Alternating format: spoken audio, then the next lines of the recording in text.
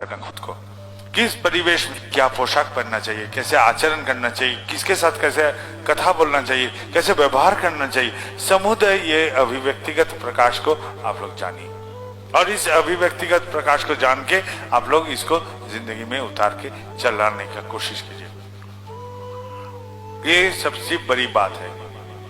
कन्या को इसलिए ये ज्ञान दिया जाता है ताकि उसका भविष्य में खुद के हाथ में एक परिवार का दायित्व रहेगा, इसलिए ये सीखना जरूरी है। और बेटाओं को बोलिए, तुम्हारा परिचय तुम्हारा वंश से नहीं, पिता से नहीं, चेहरा से नहीं, तुम्हारा परिचय होता है तुम्हारे कर्म से। तो कर्म प्रांता सिखाइए। फिर अपने रिश्तेदार को बोलिए, सजादी के आदमी को बोलिए, हितैषी जन को बोलिए, एकदम संजोग आ जाएगा, चिंता नहीं करना पड़ेगा। और एक बात है, जो लोग अस्वस्थ है, बीमार हैं, उनके लिए कुछ बात मेरे पास है। वह है, आश्रम में जहां रहता हूं वहां एक ऐसा लड़का है जो आश्रम का सहयोग करने आता है। उसका बेटा, खेलता कूदता बेटा अचानक बीमार पड़ गया। बीमारी ऐसा हो गया कि उसको बिस्तर पर लेटे रहना पड़ता है। बहुत इलाज करवाया, बहुत किया, लेकिन कोई सुधार नहीं हुआ। लाचारी से वो आके हमको बोलता है, दादा क्या करें? तो मैंने बोला मेरे साथी को, इंटरनेट दबा। इंटरनेट में दबाते गया और ये जो बोलेगा उसको लिखते जा। लिखते गया, लिखते लिखते जो रोग निर्णय किया इंटरनेट ने वो अद्भुत था। वो रोग का चिकित्सा एलोपैथी दवा में नहीं था, कोई हल नहीं था एलोपैथी दवा में उस रोग का। मैंने भुवनेश्वर में आयुर्वेदिक शिक्षक हैं, उनको खबर भेजा। उनको खबर भेजने के बाद उन्होंने एक दवा लिख के भेजा। वो दवा भेजने के बाद हम लोग ने वहां उस दवा उस लड़के के हाथ में दिया, उसका बेटा को देने के लिए, और बेटा स्वस्थ हो गया, सुस्त हो गया। तो यही मेरा बात है, यही मेरा कथा है, यही मेरा उपाय है। तो ये चीज हमको पहले जानकारी लेना चाहिए, मेरा हुआ क्या है। मेरा जो हुआ है उस अनुसार हम लोग चिकित्सा कराएंगे, उस अनुसार हम लोग कुछ अपना सोच विचार करेंगे, फिर अपने डॉक्टर के पास जाइए। ये इंटरनेट खोलना बुजुर्ग के काम का बस में नहीं है। जो बच्चे हैं उन लोग के साथ में उन लोग का सहयोग लेके आप लोग कीजिए। वो लोग खूब जानते हैं, मोबाइल से हो या कहीं से भी इंटरनेट खोलने, उन लोग का सहयोग लीजिए।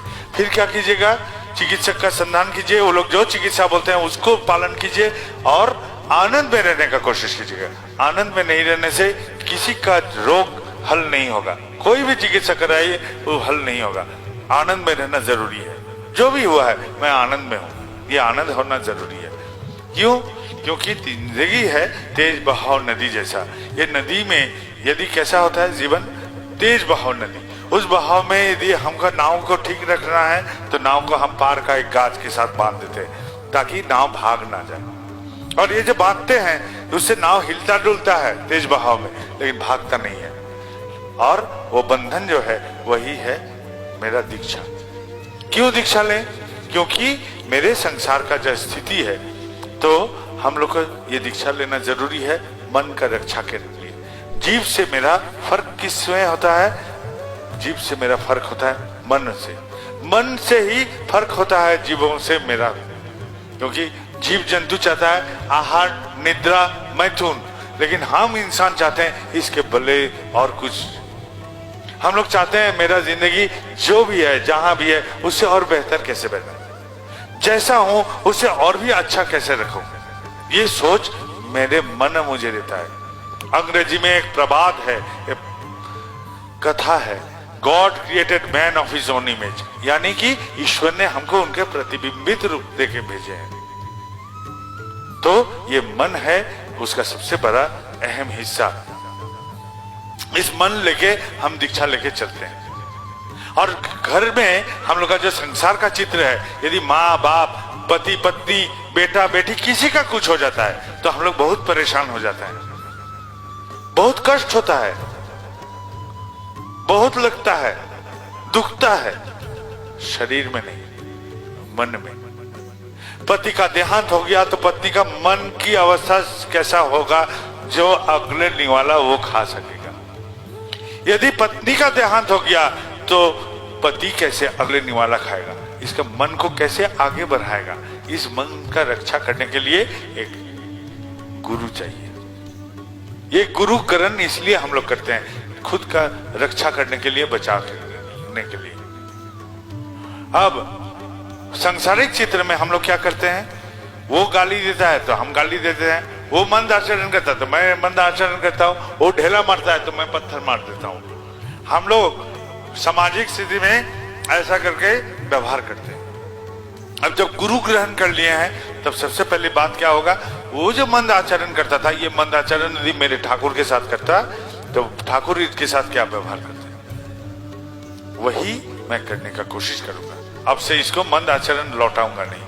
वो गाली दिया, वो गाली यदि ठाकुर को देता तो ठाकुर क्या व्यवहार उनको देते, वही व्यवहार मैंने इनको दूंगा।